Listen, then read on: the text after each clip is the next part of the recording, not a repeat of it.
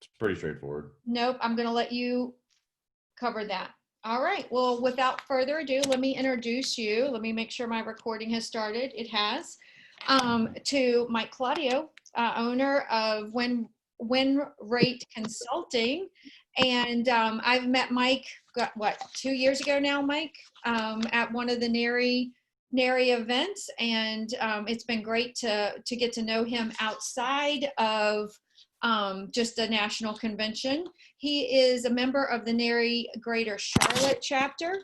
And I'm just going to read you his bio. So look over me reading. Mike is a business development and sales professional with 15 plus years of experience and 9 plus years being trained in a corporate environment by one of the top training companies in the country. He has taken that sales and business development training and spent 6 years transplanting that to a system that works in the construction industry. Mike has helped several companies grow by millions of dollars in revenue by implementing the structured approach to communication, follow through, and follow up. So we're really excited to have Mike here today to help us with some of those communication strategies. Mike, it is all you. Could not have written it better myself, Angela.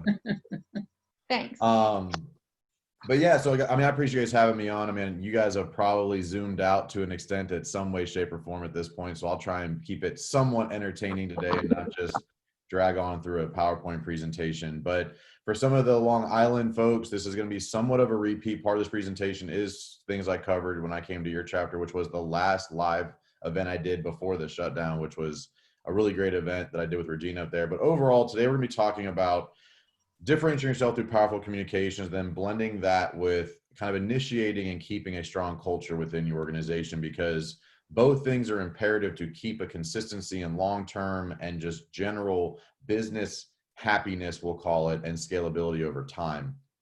So I'm just going to share my screen here and get this PowerPoint presentation started. As far as questions go, engagement, post them, go ahead. There's a chat box. You know, if you don't know, it's in the bottom right-hand corner. If you can't see it, open up the participants or just hit the chat. Feel free to drop questions in there. I will answer. I'll try and take breaks and answer them as they come up instead of like interrupting the actual message. So if I don't answer it immediately, it's not because I didn't see it. I just going to try and keep a flow. And some questions I may keep to the end if it makes sense. So are there any questions or comments or anything before I get started? Cool. Stand by.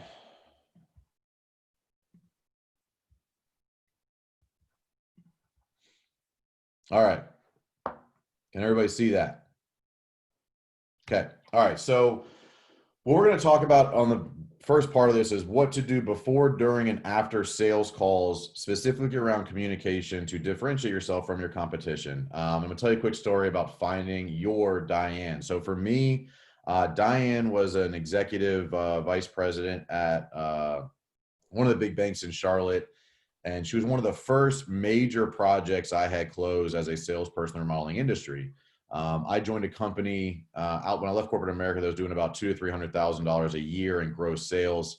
This project that I closed 18 months later was a $450,000 remodel addition. As you can imagine, that was a game changer for our business at the time because that was more revenue than we had done the entire year before. And what I'm going to share with you today are some of the main reasons and main things that I did and some of the best practices that I took from corporate America and brought into the industry that really helped me close that deal. But ultimately, what I want you to look at today is try and find 2 to 3 best practices that you hear me talk about that you can implement into your business. Like I'm going to go over a lot of things. Many of these things you may be doing already, some you may not. But don't look at the whole thing and say, oh my God, that was like 12 great ideas. Let me try and do all of it. And then you end up doing none. So pick 2 or 3 that you see that might be beneficial. And at the end of the presentation, there's going to be a QR code that comes up that'll get you into all my links. There's an opportunity to book a 30-minute free meeting with me if you want to go over any of these details and how to kind of implement them into your business. But what I'm hoping to accomplish, and I hope that you can pull from this day or these next 50 minutes or so, is comes a point in all of our business cycles where it's time to level up. like whether you're leveling up employees, you're leveling up client size, you're leveling up project size. And sometimes what they miss or they overlook is leveling up your client experience. And what's really important right now is the client expectation. We're in a world where being more like Amazon is incredibly important. What I mean by that is you need to be easy to do business with. It doesn't matter how old your clientele is, how young, it doesn't matter. The expectations have changed, specifically after this situation that we just went through, where like even people who didn't want to use Amazon were kind of forced to. And what Amazon does is that it's so intuitive and so easy to do business with, it's almost hard not to. And there's a lot of contractors I dealt with at their process, and especially the people that I coach one-on-one, throughout their process, have certain sticking points that they don't realize the benefit of the perceived value. And I did a podcast recording with Service Titan. It's a client management tool specifically for the service industry. But what they bring to the table, and what we're going to talk about a lot today, not CRM but engagement, is you're leveling up your overall client experience, which gives the client a perceived increased value in what you offer.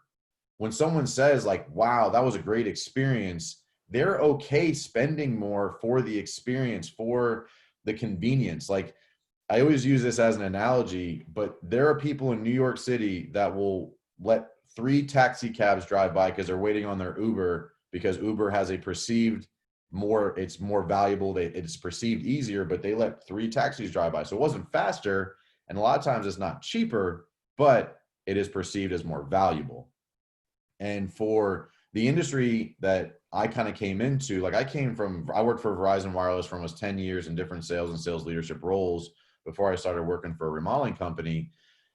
And there were so many things that for me on the other side of it were just standard operating procedure kind of job requirements that became incredible differentiating factors, and somewhat competitively put me above and beyond the market I was competing against, because I understood what my ideal client was looking for when it came to communication, engagement, responsiveness, and just overall the client experience. So today I'm going to go over kind of what I think are best practices to be done before, during, and after meetings to give yourself the best chance to close the deal. And then we're going to talk on some of the culture stuff, because you can set a great plan, you can set some best practices, you can create all the things you want, but if your culture is not where you need it to be to get your employees bought into that change or bought into that experience you're trying to build, it's fallen on deaf ears and you're not really getting the value out of the effort of making the change. So these are things you probably already do. You probably respond to calls and emails in a timely manner. You probably schedule in-person meetings, and I'm hoping you show up on time. Those are kind of the standards. Here are some things that you may not be doing that I think really create an incredibly different client engagement. So responding to emails and text messages with a confirmation of receipt with an expectation of when you'll get back to them. 9 times out of 10, client frustrations happen because they just don't know when the next step's going to happen, or if you got it. I know we've all had it where a client sends you a text message on Thursday afternoon and they call you Friday morning and say, hey, did you get that text message? Well, both of those are interruptions to your routine. They pull you away from what you really need to be focusing on. And I know for a fact, because I did it, oh God, I haven't had a chance to look at that text message yet. They're already calling me. So a really simple tactic here on, like, this is obviously before any of the meetings, when someone messages you, they just want to know you got it and what the expectation is.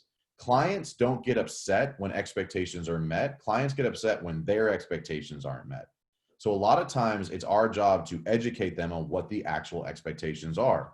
So in this case, I've used this with my employees. I use this with clients, subs, anybody. I send you a message, I expect you to confirm you got it.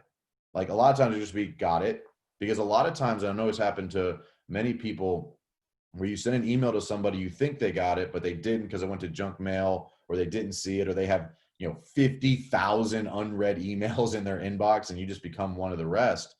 That confirmation of receipt can go a long way with just keeping the client understanding the timeline of things, because ultimately you need to drive the client through your sales process with them understanding the timeline at which things are going to happen.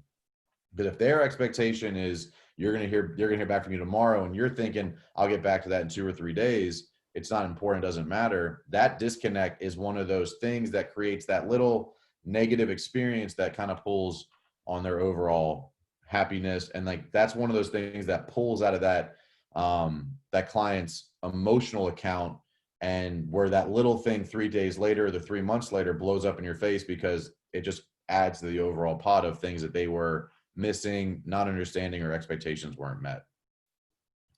Send calendar invites. There is an amazing amount of contractors that don't operate a calendar very effectively. I know many people do, but a lot don't. You know, a simple calendar invite goes a long ways, and it does a few things for you. It reminds the client you're coming. It's on their calendar so they don't double book themselves. It's also a reminder for yourself, because I do something where I like to follow up. We're gonna get to that in a second, but it reminds both parties that it's happening, because a lot of times we're like, oh man, I double booked, or I forgot, or you're saying at the front door knocking on and you're calling, they're like, oh man, I totally forgot we were meeting today. That is a waste of your time. It's a waste of their time. It really frustrates everybody. Send an email with information on who is going to be at the first meeting and what the client needs to be prepared with. This is something that can go a really long way with creating effective, comfortable meetings where that you get a lot accomplished. There are systems out there that you can purchase, like ServiceTitan. I'm not selling ServiceTitan. It's just the one I most recently dealt with, where like it can be automated. Like when a person dispatches a technician, the client gets an automatic email or text message with that information, but it creates a much different experience when you show up to the house, because we've all had those situations where you show up and the client's kind of like cracking the door going, is that you? Is that you? Should I let you in? I don't know. And that's not a great way to break the ice, as opposed to them knowing exactly what you look like, what to expect. Now they're swinging the door open going, hey, Mike, it's great to see you. I'm glad you're here. And maybe that might be an exaggeration to a little bit, but overall, when they know what you look like, they know what to expect, and they know what to be prepared with for that first meeting. Specifically when you're selling more of that elective work, that higher end remodel stuff, having them prepared with, you know, ideas, pictures, Pinterest, hows, selections, that sort of thing, sending that email ahead of time. This can be a copy and paste email, depending on what you do. It can also be something that is automated through some systems, but I think that single step I took went from spending 3 hours hearing about their dog, because we all have that, where the client wants to talk about themselves for the first 90 minutes of the meeting, to be able to walk in and saying, hey, you got the email, right? Great. Let's jump right into that agenda so that you can value your time, because clients won't. Because especially if you're meeting with them after hours, which happens more often than I think I'd like for it to, but they're in their comfort zone. They just want to talk about themselves. This allows you to kind of redirect them back to an agenda, and then they're more prepared with some of the details you need to actually deliver on the proposal that you want to. I almost always, I'd say 90% of the time, I follow up 24 to 40 hours before the meeting to confirm it still works for them. It could be a text message, a phone call, an email. Again, this is something you can automate. I do it manually to this day. I'll look at my calendar for tomorrow and I'll send a text message or an email just saying, hey, just confirming you're still available for tomorrow. I would say 60% of the time they needed that reminder. Like they needed to be reminded that it was happening. They need to be reminded when it was. They're thankful for it. I'd say 40% of the time, they're, yep, got it. Thanks. Looking forward to seeing you tomorrow. A few times they'll be like, actually, thanks. Can we reschedule? Again, it saved me that trip out there. We're all trying to capitalize on the time we have and the things we have access to. So to be able to do that effectively, you can't waste 2 hours driving to a meeting that the client's not at. So this was something that I did pretty regularly to make sure that I was utilizing my time well, because as a business trying to scale, you just don't have time to waste. So this was a really good best practice that I implemented. This was kind of something I learned way too late in my sales career in remodeling. But once you arrive to that house, and this is for you as the owner, your salespeople, your production people, the first thing I would do when I parked was figure out how far I am from my next meeting so that I can go in and give them an actual hard stop. Because we've all had it where you're like, you're there, you haven't gotten to the meat of the meeting yet. You haven't gotten to like the stuff you need. And you're like, I'm gonna be late to the next one. Like this ran way longer than I needed it to, but it's because you didn't really know how far you were. So you could not walk into that meeting saying, hey, I'm about 30 minutes from my next meeting. So I have to be done with this meeting in about 45 minutes so I can get to that meeting on time. And that sets the expectation early on that you're a professional and that you appreciate people's time, because they know now that you appreciate the next person's time. Now they know that you're going to appreciate their time as well. You're going to be on time, and it just levels you up and kind of differentiates you from a lot of other people that are out there that kind of just come in and kind of show up late because they're expecting you to. Clients' expectations of us are terrible. They expect you to show up late. They expect you not to show up at all. They expect you not to deliver what you say you're going to do. So when you do something like this, you can either do one of two things during the meeting. You say, oh, I'm sorry, like we're gonna have to reschedule to cover the second half of this. Or, hey, can I just take 2 seconds? Let me call that next meeting, let them know I'm gonna be a few minutes late. Now you're wowing the person you're in front of, and you're setting better expectations with the person that you're going to go meet with, but you just can't do that without the information. This is one of the first things I would do. I'd get to my job site, I'd get to that client meeting. The first thing I do is say, how far am I for my next meeting, so that I know how long I have in the meeting that's in front of me. So this is during the meeting. So those are some best practices for before the meeting. So you're probably introducing yourself with eye contact and a handshake. You're probably asking some questions about scope, and you're probably taking notes and measurements. This is a pretty standard client meeting. So I'm gonna get into some things that I think help make it a better overall client experience. So there's 2 things you need to do. It's a top priority every single time, every client meeting you walk into. You need to break the ice, and you need to build rapport. There's 5 things need to happen in a meeting. You need to break the ice, build rapport, collect information, soft close, and set next steps. Those are 5 steps that I preach and teach and talk about all the time. But how you break the ice and how you build rapport will differentiate how the rest of that meeting goes. So the best way to do that is give a compliment, ask a question. When you're breaking the ice, give a compliment, ask a question. Man, that's a great family picture of you. When was that taken? I love your kitchen. What, did you buy it like that, or did you remodel that part of the house?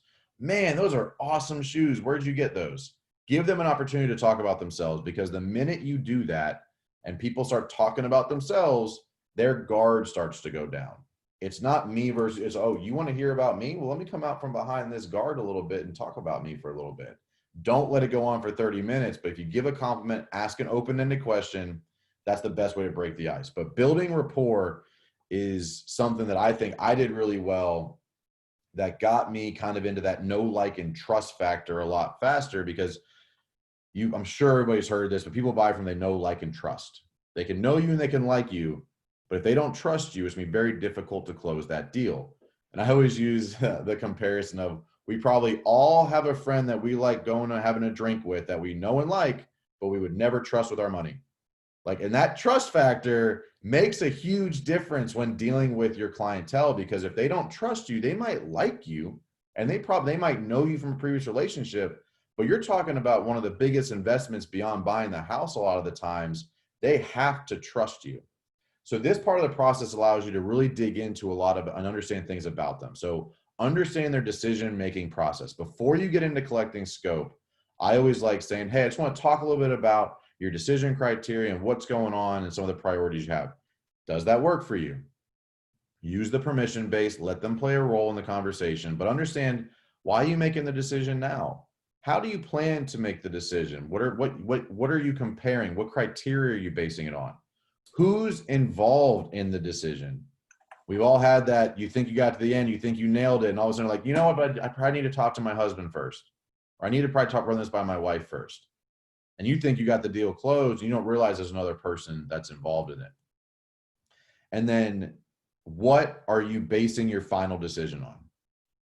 Right? Because we all run into the price negotiation, we all run into the price objection, but I would say 8 out of 10 times they're more concerned about the project meeting their expectations than the overall price. Can you be 3 times as much as everybody else? No, but price is very rarely, but if you don't ask, you may not realize. And the last one I always ask is have you been involved in a decision like this before? This is a really, really, really important question. Have you been involved in a decision like this before? And why that's so important is you can then ask, how did it go? What went well and what went poorly? Because if you can collect that, now you understand their inherent fears that they have about hiring you for this project because of what the last guy did. It's the ex-girlfriend syndrome. They're blaming you for what happened before, right? And we all run into that. We're like, they just assume you're going to be something based on something that happened to them previously. So if you can uncover those fears, if you can uncover those concerns, and also if you can uncover what went well You can cater and tailor your entire sales process from then on out to help overcome the fears they have and harp on the good things you have. Like, hey, you said that last contractor did this. This is how we're going to do it. Hey, you said you were afraid of this happening. Let me explain to you our process, why that won't be an issue here. Because there's things that you are thinking about that you know you do that you don't realize is important in their decision-making process. But if you don't understand that before you start collecting scope, you cannot be giving value-added suggestions and catering your approach to make sure that it harps and focuses on what they do and don't want to see from you.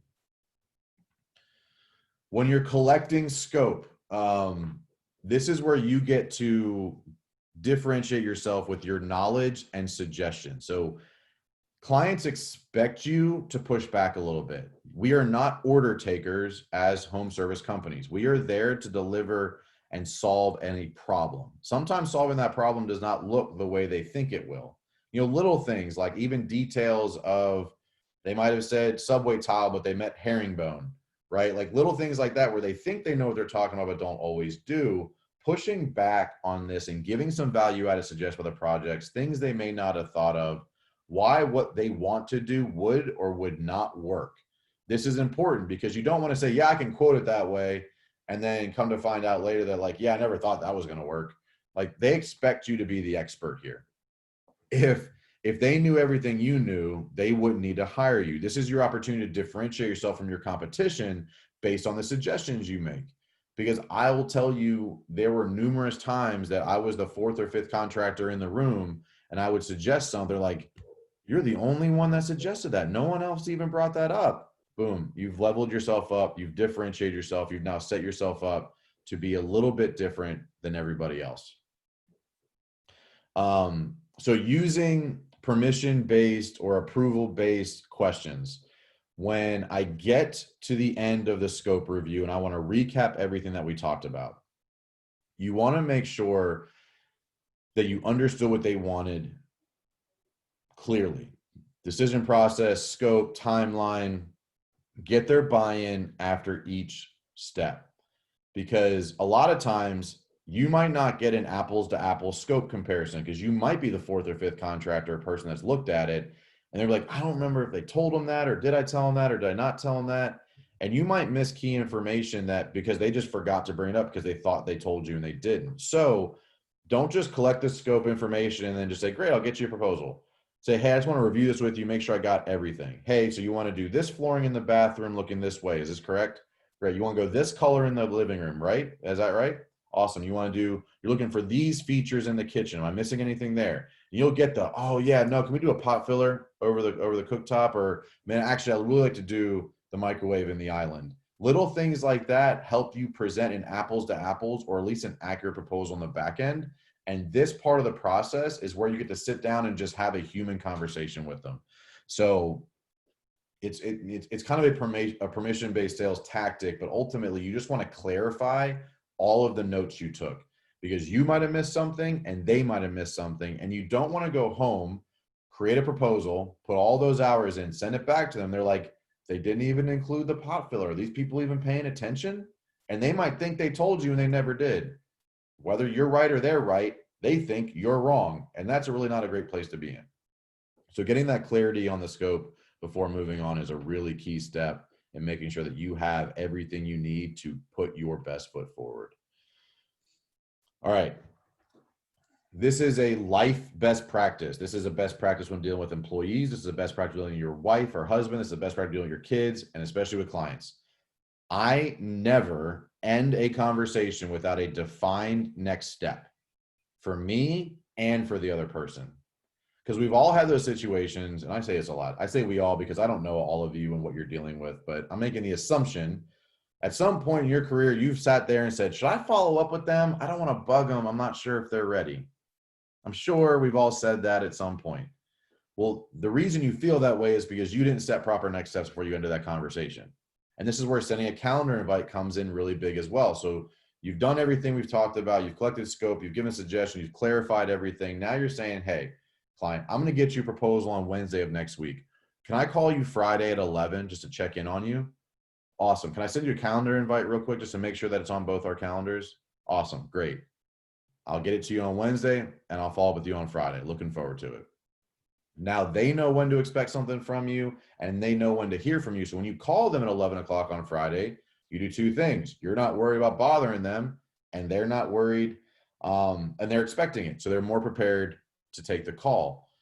But ultimately, it sets a meaningful next step that they know you're going to hear from, that they're going to hear from you. And if you deliver on that, you've differentiated yourself from every contractor who didn't show up on time, didn't send a proposal, didn't do it that they said they were going to do. And you're saying, hey, I'm going to send a proposal on Wednesday, check. I'm going to follow up on Friday, check. Now you're 3, 4, or 5 ways into the conversation with them saying, I'm different because I do what I say I'm going to do.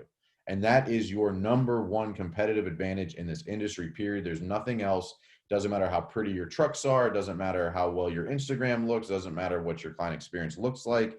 Beyond, if people will believe you will do what you say you're going to do, it will differentiate you immediately from the expectations they had of you. So do not ever end a conversation, especially a sales conversation, with, hey, I'll send you a proposal. Let me know if you have any questions, and leave. Because you'll play phone tag for weeks. They won't be ready for you. You won't be ready for them. You'll feel uncomfortable following up. They might feel bothered because you're following up too soon or too late or whatever it is. Don't drop the ball here. This is one of the most important parts of keeping the sales process intact along the way. Set that next step every single time. There is not a conversation you have with anybody that does not have a next step. And it could be, okay, great, I'll follow up with you in 6 months. Does that work for you? Awesome. So do that every time. I'm big on follow-up. If anybody follows me on social media, you know every Friday on my Instagram account's follow-up Friday. I talk about it every week. It's that important. I actually ran a calculation once. It was probably about 4 years ago. I was about 5 years into my sales career in the remodeling industry. And I sat down, I calculated how much of my sales came from follow-up. It's a rough number because like maybe they would have moved forward anyway, but I looked at all the clients that I closed after a follow-up. It was about 40%. 40% of my sales came from follow-up or equated to some sort of follow-up routine or tactic. And just to give you numbers, like that equated to about $4 million in projects, solely based on my follow-up routine. So it's that important. So a lot of people, sales or otherwise, are afraid to ask for the sale. This is what I call the soft close. Helps you determine what you need to do to win the deal, and really helps you understand where you look and where you stand in the overall process. So the best way to ask this is, and I kind of use the same equation, is if I can accomplish X by Y within Z budget, are you prepared to move forward with me right now? And that question, it does put them on the spot, but if you've done everything else we've talked about, you've earned the right to ask for their business. And now you'll truly understand what their hesitations are, what your risks are, what your concerns are, what might happen, who your competition is, what their next steps might be, who they actually have to talk to, how they're paying for it. All these things will come up when you kind of put them on the spot a little bit. It's a soft close. I'm not saying sign right now. I'm just saying, if I could accomplish this scope by this timeline within this budget, are you prepared to move forward with me?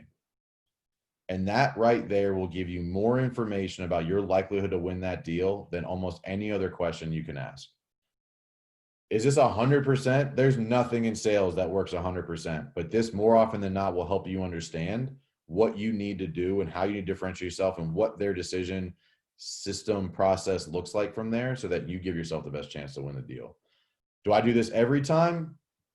No. Sometimes you just get a feel, or it's a family friend, or like you already know you're the only person bidding it. It doesn't hurt to ask. I didn't always do it, but anytime I felt like there was some competition or some hesitation or somebody I didn't really know, I always asked this question to kind of see where they were in their process. So things you probably do after the meeting. I would hope you do this. You send proposal and additional information requested. Please do this. You probably already are, but we've all heard clients say something like, yeah, man, like he came out and looked at this project, but never even sent a proposal in. Why waste the time even going if you're not even going to give yourself a chance to win the job? Also, make sure you provide all necessary details to give yourself the best chance to win the business. Ask them what they want to see. Send them the references they want. Send them the pictures. Maybe bring them to a job site. Get them the detailed proposal on time. Do all those things. But this is stuff that you probably already do, so I'm not going to harp on it. I always send a follow-up email, especially on bigger projects, on the ones I really wanted, on the more the complex ones. This did two things. It recapped everything again to make sure I or they didn't miss anything in the scope review. So scope clarification with buy-in questions again. You're going to review the next steps and timelines for both you and the client, and you're going to ask the question again. Hey, just we're on the same page. If I'm able to do X by Y within Z budget, are you ready to move forward with me? You just want to make sure you're putting your time, effort, and energy and resources into your highest likelihood to close projects. We've all done it where we spend a bunch of time proposing, you put all the details in, and then you send it over, and then they ghost you, or they say, hey, we already moved forward with somebody else. What? And you're like, I thought that one was in the bag. That was in my top of my pipeline. That's why I told my boss was going to close this month. Well, a lot of times that happens because you didn't ask enough direct questions. So this is a great way to do that. And the second thing this does, it's kind of a CYA later in the project. I didn't realize it was going to do this when I first started doing it, but later in the project, when issues start popping up and saying, I never said that. Well, man, it was in this email that I sent that outlined everything. It was also in the proposal. I'm sorry, but like that change order is going to be necessary because this is clearly outside the scope that we discussed. So is it necessary? No, but it definitely helped me kind of CYA a few times. And I guess the third thing it does is it helps you specifically when both decision makers are not in the room. It allows you to articulate a lot of what you talked about to the other party, because it's not a secret that most spouses deliver a message from us to their spouse with their own twist on it to get what they want out of the situation, right? Like the whole, he said you couldn't have a brick oven, but he said I could totally have that thing in the bathroom. Like, you didn't say that, but that made them get what they wanted, right? So I'm not calling people shady. I'm not saying they're bad. I'm just saying like that happens a lot where the whole operator game goes, hey, I'm going to put my twist on this to my spouse to get like what I want out of it. It's just human nature. It's not a bad thing. But this email allows that you to articulate a lot of the things you're talking about, the priorities, the scope, the timeline, the buy-in, all of those things, and then they can deliver that message to the spouse, or you can copy both of them on the email, so that everybody gets the same message the same way from you, because nobody, even your sales, if you're a business owner, even your salespeople are not going to be able to articulate your message with as much passion as you have, because it's your business, it's your baby, it's your this thing. So it's definitely not going to happen from client to spouse, and it sometimes might not happen from salesperson to client. But overall, this allows you to articulate that message really well. This is a great place to potentially even do video now. There's a lot of really cool video apps out there, like Vidyard's one of them that I've seen. There's a lot of them. This would be a great email video that you could create as well. So create a video, send it an email, reviewing all the things we're talking about here, but then putting your face, your articulation, your excitement, your passion behind it. It kind of takes some of that. Everybody's misread an email at some point, put the wrong tone in it, and then it blows everything up because you used the wrong adjective. So it happens. But a video, this would be a great place to do that. So again, set an expectation of a specific date to follow up, ask for permission to follow up on that date, then follow through on that expectation. We've talked about that. That permission-based request for follow-up is a huge part of what gets the process going. So I always preach this to my sales guys, especially when I was in the remodeling industry, is you want to control the client through your sales process, but on their timeline. Like you can't force them to make a decision. You can't force them to pay for something. You can't force them to get started before you want them to. You can make suggestions, but you can control the process by understanding when conversations are happening and when and what time, what order, right? So you're saying, well, this conversation happened then, and then this, and then this, and this. They can say, well, give us 2 weeks. Great. Well, I'm gonna follow up with you in 2 weeks. It really helps keep your process sustained throughout the entire conversation. Create a detailed proposal with breakdowns. I think this is pretty common at this point, but I want to put it in here because I have still seen people that do the paragraph style with one whole number, and it just doesn't work the way that it used to. And it really limits your ability to change order as the contractor. Because if you just say, electrical outlets and kitchen, and it's not outlined how many, that sets you up for failure because they might ask for more than you prepared for. And they're saying, well, it was included. And you're saying, well, only 5 were. And they're like, well, how was I supposed to know that? But it also allows them to make some educated decisions on their own without talking to you, where they say, well, what if we want to paint the other room? Or what if we want to do the flooring over there? What if we want to expand the countertop or expand the backsplash? This allows them to look at and say, hey, it's X amount per square feet. How many square feet is that? Oh, okay, now we know about what the price is. And vice versa, if they want to take some things out of it. It allows them to make that decision on their own without calling you every time they want to say, well, what would it cost to change this? Or what would it cost to change that? Those become incredibly time-consuming conversations. And honestly, you have better things to be doing with your time. So detail it out. I like going by units, by quantities, that sort of thing. Also, break it out by how the client wants to see it. They might want to see it by like an ABC project. They might want to see option A, option B. They may want to see like by room. Just ask them how they want to see it. I got to the point where we were doing so much larger projects that I started doing like a proposal for client facing and then an internal proposal because they definitely look different. Just a reorder of items, but it made it really helpful for clients to see it the way they wanted to see it. And then when I sent the proposal via email, I would put in the email a detailed outline of how to read the proposal. So I would put things in there like things I made assumptions on. Like you might see in the foundation section that we made the assumption that that wall is not load bearing. If it is determined that it is load bearing, once the structural engineer gets out there, there is going to be a change order. Little things like that where you make assumptions either on allowances or scope or quantity or square footage. You want that in the email because when they read yours, you have to understand it looks different than everybody else's that they were sent. You want them to properly understand how to read your proposal so that they can look at it as you would want them to. I mean, obviously best is delivering in person. Second best would be via video. Third would be this email. So most people are still sending email proposals. If you're not, congratulations. If you're doing it in person, that's definitely best. But a lot of us are too busy or have too many opportunities to do that every time. But when you have to email one, make sure that you are outlining and describing how you want them to read your proposal. Use the client's word back to them to overcome objections. Things like based on your timeline, based on your priorities, based on your budget, because you're going to get one of a few things. It's cost too much, it takes too much time, or I went with somebody else, relationship based. But whenever you're overcoming objections, and this is where that uncovering decision criteria, background, and priorities, it really helps you in this part of the process because you've uncovered a lot of why they're making decisions, how they're making decisions, what they're looking for. This is the best part to say, hey, you said you wanted it done by this date. I know I can hit that. Okay, what did I miss? And you might uncover something that you missed, which is not always your fault, but you always want to use their words back to them because it helps them realize like, oh, okay, yeah, you're right. I did say that. That makes sense. Does that work every time? No. Overcoming objections is one of the more difficult things to do in sales because what you're doing in theory, and I guess more than theory, what you're actually doing is you're convincing them they made the wrong decision. And anybody on this call who has been told you made the wrong decision or someone's trying to change your mind on something, even if you think you might be wrong, you kind of like, you buckle down. You're like, no, I'm going to be right. And like now you lose them because overcoming an objection is that they made a decision to go another direction. And now your job is to help them change their mind.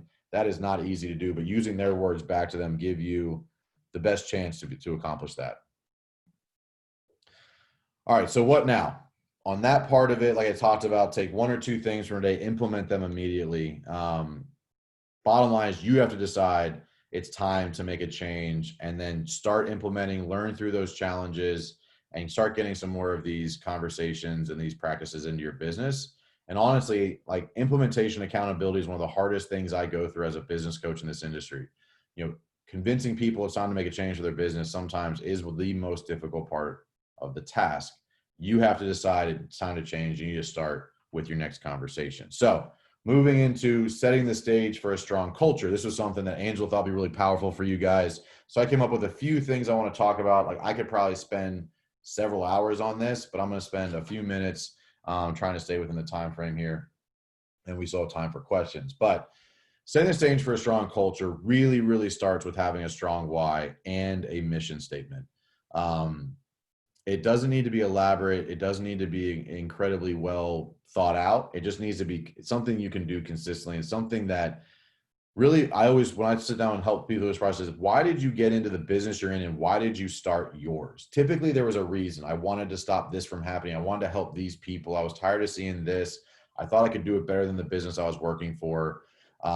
You really want to make sure that that is there, because that's something you can always look back on and say, are we representing this mission? Are we representing this why? Are we representing these things in what we're doing right now? And that is a really easy conversation you can have with your entire team or individual employees along the way. But it really starts with you representing those things at all times. Look, I'm not knocking anybody in particular in any business, but there are a lot of times the business owner does not uphold the standards he expects or she expects from their team every single time. And the minute you leave room for gaps or crack a door and they see you slacking, it gives everybody permission to slack a little bit or not operate at that optimal level. So you got to do it at all times. You have to have a set of core values that you operate by. Many people started with some, never really implemented them, never held them accountable to it. But here's some best practice on setting core values, because it's something you can manage everybody on your team to. So you want to make it as easy to understand as possible. You want to keep it really simple, like 3 to 5 line items. I've seen businesses with 20 core values. Nobody's ever going to remember those, because you want your team to be able to memorize and recite them easily. So a really great practice that I've utilized to help people through this is find the 10 to 25 people that know you the best and ask them what 5 words describe you the best. For some reason, the best isn't in this. I don't know where it went, but describe you the best.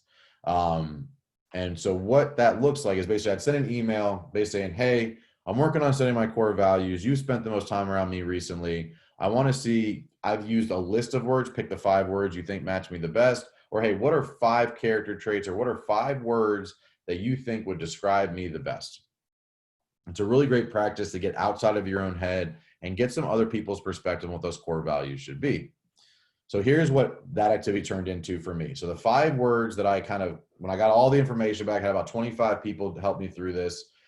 I came up with, I appreciate people, I communicate well, I love a lot, I work really hard, and I always represent myself well. So that's how I turned into, these are the 5 core values for my business. We appreciate everyone's time, we communicate proactively, we love the process, we work hard, and we work smart, and we represent the company at all times. So I can look at my people and I say, and we recite these on a pretty regular basis. I don't have a ton of employees, I only have 2 employees, but they know them and they live by them. And what this does, when you recite them on a regular basis, you're able to think differently. It makes your decision making different, because when you're leveling up and when you're comparing the decision you're about to make and you get reminded of the core values, it almost always adjusts the decision you're about to make. So how do you implement this into your business and build this strong culture going forward? Your mission statement and your core values should be the first step of the onboarding process for every new employee. It should be grained into them. It should start right there, because you're setting the stage from the beginning. We've all done it. Hey, new guy, you're riding with so-and-so. Good luck. See you next week. Let me know if you have any questions. Appreciate you. And you're back to this other priority thing you're working on. I said every employee, and this is in this business, but I've done this for probably 10 years. Every employee I've hired, it's the first thing we talk about. Here's the mission we have as a business. Here's what we're trying to accomplish. And here's the core values we live by. Back when I was managing sales teams for the roofing company that I ran for several years before getting to coaching, at the beginning of every team meeting, we would recite the core values along the way. And then I'll say this again, you should be leading and having accountability based on core values more than results. When you're sitting down and judging your team and saying, who are my best employees, who are my worst employees, you have to judge their activity level, their responsiveness, their general demeanor to the core values. Because when you compare it to just results, and I've seen this a lot because I've ran a lot of big sales teams, your top performers, your highest salespeople could be the biggest reason you're failing, because their attitude, their approach, their communication style doesn't match the core values, and that bleeds throughout the entire team. I have fired my highest performer because they were making the rest of the team worse, because they were not upholding to the core values that we had set. it's really difficult to do. It feels really silly when you're doing it. But once you make that decision to manage and have accountability based on the core values, not in a place of results, but somewhat higher than results, you'll see the way your entire team approaches things. It'll change, it'll adjust. You might lose some people on the way, but that adjustment will bring really great results to a team that's struggling to kind of find their way and win in a certain environment.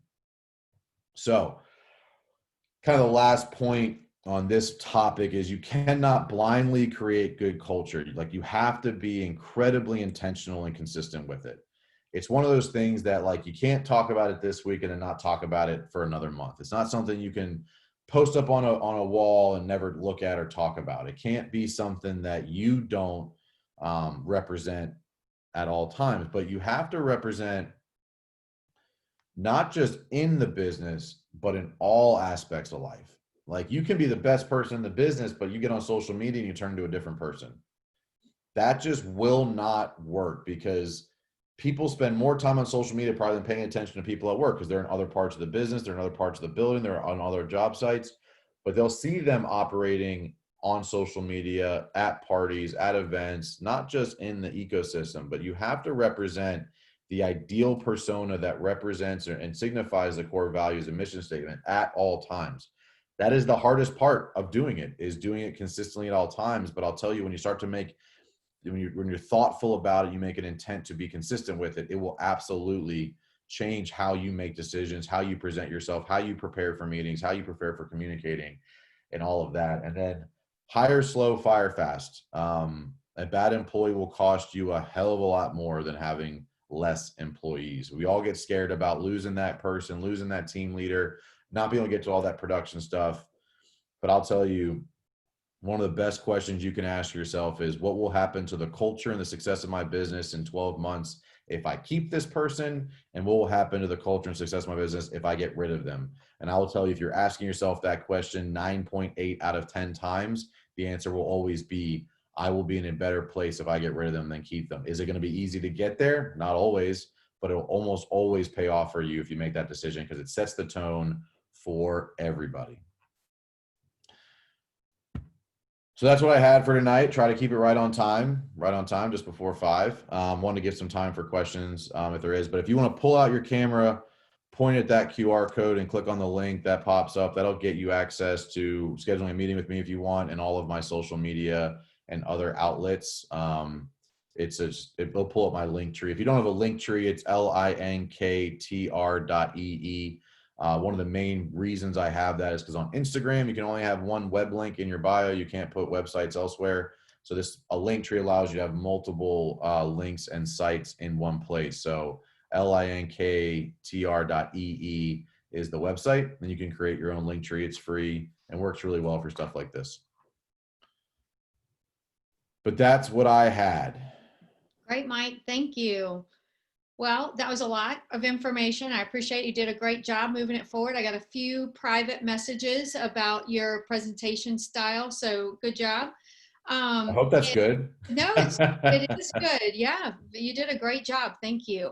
Yeah, Does anyone have any questions for Mike? Yeah, see, I'm getting some thumbs up here. Thank you, Tracy. Anybody have any questions for Mike? He did so well that he covered all of it. You have no questions. Good. That was a lot of information. I mean, I'm trying to go back through my notes. Right. Yeah, I'm going through mine too. Yeah, I take your have a time. question. Yeah, go ahead. Yeah. Ethan? You were very good in talking about setting the agenda and being clear about what your expectations would be of them for a next meeting and so forth. But one of the things I certainly like to ask at a certain point is to say, do you think it's appropriate for us to have a next meeting? Because sometimes the best answer is no. And I always like to say, after spending 30, 45 minutes with them in their home and having shared with them a lot about our company, do you feel it would be good for us to have another meeting? Because it puts them on the spot that if they like our company, they think we're a good match. But if they don't think we're a good match, I appreciate them telling me then, so I don't write up a proposal. So, I mean, it's a great point. I don't disagree with it. I would say, what we didn't talk about today was like the qualification process. I want to know before I drive out there and spend 45 minutes with them if I think they're a good fit for me and I'm a good fit for them. So I understand the concept of what you're saying. I would say don't stop doing that. Maybe try and have it like do a virtual consultation and then say, does it make sense to meet in person? Because to spend the 30 to 45 minutes to drive there, 30 to 45 minutes in the meeting, 30 to 45 minutes back, you're 2 to 3 hours into a potentially bad opportunity. And that's not time you can get back. And there's only so many of those you can run with your time. So I like it as a concept. I would say maybe try and move it a little earlier in the process. Of course, I mean, I don't go to meetings until I feel I've qualified them, but it's more I guess it's a a Sandler approach. You push them a negative a little bit to see if they'll swing back. But occasionally 1 out of 10 meetings I have, I may not even really want to follow up, or their house is a lot more beat up than I thought, or something's weird. Their spouse says some stuff that he didn't say on the phone call. And so going to making it clear that we don't have to move ahead. I'm not desperate for your business, I feel is helpful, because, and not that it often happens, but every once in a while we kind of just agree to disagree at that point, and it saves a lot more time going forward than pretending that you're a great match. Yeah, you don't want to force a bad client experience, because we've all had, like I said, we all a lot tonight, but but like you have those where like you find out 3 weeks in you shouldn't have taken it on, now you're stuck with them for 3 more months. Like that's never a good situation. So that's a great idea. Treat it like dating. Swipe right or swipe left. Even exactly. dating's changed. What's that? Yeah, I don't even. My brother told me about it. I was married before that stuff came out. Any other questions? Dark. I'm going to give appropriate wait time, Mike, because a lot of times with this, people are looking over their notes and trying to see what points they want to go back to. I'm going to jump off now. Thank you very much. Took a lot of notes, Mike. Did a great job. So Appreciate it, Roy. Thanks, sir. Roy. Take care. Stay well, everybody. Talk to you soon. All right. If we don't have last questions and people want to stay on to chat for an actual virtual happy hour, Debbie and I are staying on. We'd love to catch up and see what's been going on with you. Mike, you're welcome to join us if you have time. I know you're busy. I want to respect your time. See that? I learned something. Yeah. I do like your, I think even with Neri, Debbie, I'd like to take that, those steps to kind of create our mission statement, or our, what did you call them, Mike? Core values. Core values. Mm-hmm. Absolutely. Thank you. Yeah, it really helped me a lot, because I had a list of 10 originally that I didn't love, and I wasn't sure were granular enough or as simplistic as I needed them to be. And then when I did that exercise, it really helped me narrow them down. So right. Thanks, Mike. Mike. It was good. Yeah. Very good. Any last questions for Mike? One thing that you said that I do like, and it's very helpful to sort of always keep it more top of mind, but that idea of breaking the ice with making a compliment and then asking a question, and that there are always things that at least pique your interest in their house, or characteristics about their house, their dog, their gardening, and there's something you can always point to that is of interest.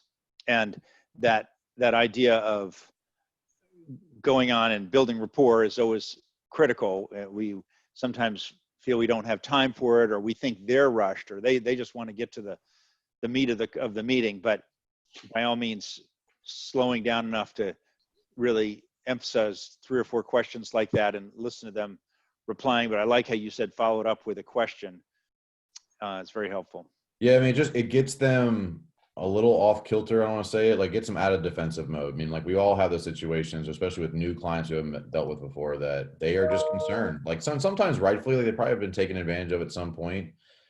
So like being able to say, like, hey, well, that's an awesome picture. Tell me about that. How old are your kids? Like that just gets them talking about, especially like I always say, family, pets, and environment. Like if you can talk about those 3 things, like stay away from sports teams, stay away from politics, stay away from those things. Religion. But like, but Yeah, like if you can say like, "Oh my God, your kids are amazing," even if they don't look amazing, like just say it. Like it's just, people love You talking have about their such kids. interesting children. Yeah, but and then pets are the second one, and then environment. Like I love your house, I love your backyard. That's an awesome pool. I love the way you did the yard. Like little things like that, because those are things people get proud of, so they're excited to talk about them. You know, especially if someone like has a well manicured yard and flower bed, like someone put effort into that, or they spend a bunch of money to do it, and they're proud of it. So it gives Right. them an opportunity to kind of brag a little bit. Right. All right. All right, I'm gonna hop off. If you'll get an email from me, I think, as a follow-up from this. If you didn't get access to schedule 30 minutes, if you just want to talk about anything we talked about tonight or just anything in general, I always offer a free 30-minute coaching call consultation. It's not a pitch. It's just I want to answer questions for you if you have them. And then so take advantage if you want. If not, you'll be hearing from me in an email. Great. Thanks, Mike. Mike. Thanks, And everybody. we will be sending out the recording from today's meeting. So you can refer back to it or share it with your team if you would like.